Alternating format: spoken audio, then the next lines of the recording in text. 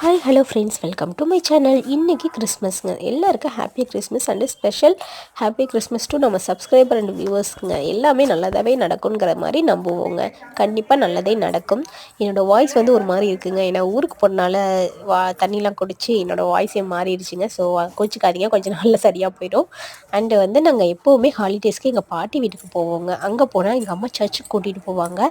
ஏன்னா கிறிஸ்மஸ்க்கு முன்னாடி நாள் குடிலாம் அமைச்சு ரொம்ப அழகாக டெக்கரேஷன் பண்ணியிருப்பாங்க, கர்த்தர் பிறக்கிறது எல்லாமே.